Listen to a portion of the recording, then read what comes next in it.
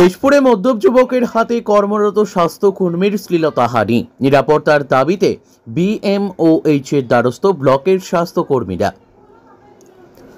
স্বাস্থ্যকেন্দ্রে ডিউটিতে গিয়ে মদ্যপ যুবকদের হাতে শ্লীলতাহানির শিকার হলেন কেশপুরের মহিলা স্বাস্থ্যকর্মী। বিষয়টি প্রকাশ্যে আসতে শোরগোল পড়ে গিয়েছে জনমানসে। ঘটনাটি ঘটেছে পশ্চিম মেদিনীপুরের কেশপুরে। জানা গেছে, শ্লীলতাহানির শিকার হওয়া ওই আদিবাসী স্বাস্থ্যকর্মী পশ্চিম মেদিনীপুর জেলার অন্তর্গত কেশপুর ব্লকের 4 নম্বর অঞ্চলের দাঁতপুর স্বাস্থ্যকেন্দ্রে কর্মরত রয়েছেন।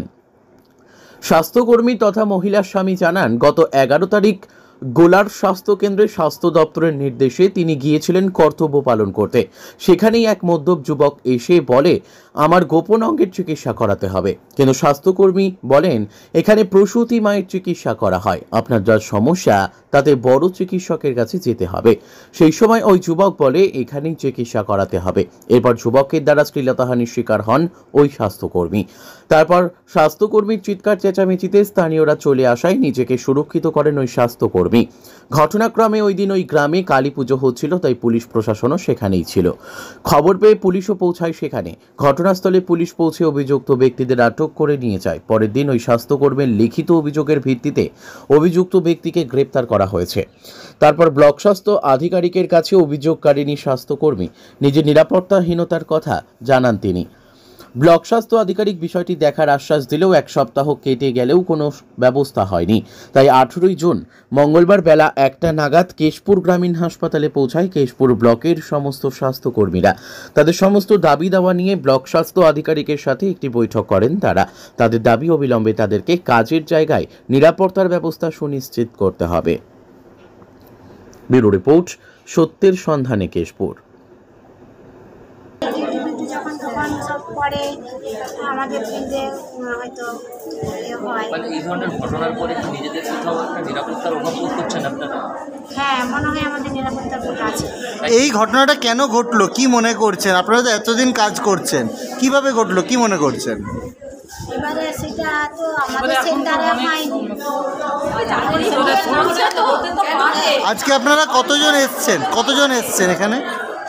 আমাদের আসা 200-র বাইরে আসা। আমরা 284 জন মনে গেছি। 320-র মধ্যে বোধহয় 300 আসছে। ঠিক আছে, কি নাম আপনার? নাম কি? আমার নাম শিবলী। বেশ, ছেড়ে দাও।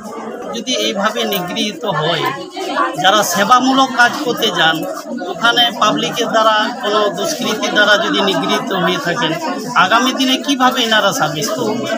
অতএব ইনি প্রচণ্ডভাবে ভীত এবং এখানে সমাজ দুটো বাচ্চা নিয়ে এখানে আসেন, বাচ্চাগুলো স্কুলে পাঠায় এবং অনেক কষ্ট করে সে চাকরি করে। আমরা চাই যাতে ওনার চূড়ান্তভাবে শাস্তি হোক এবং সার্ভিস সিকিউরিটি হোক, এটাই আমরা চাই। আপনার বোন সহ করা এইসব কাজগুলো করছিলেন। গোটা 3-4 পেশেন্ট আসে, মানে সেটা আমার স্ত্রী আমাকে বলেছেন। তো এরপরে মোটামুটি 1টা-1.5টা নাগাদ নাকি একজন এই মদ্যপ যুবক সেখানে আসে। এরপরে তাকে বলে যে তার কিছু ট্রিটমেন্ট করতে হবে।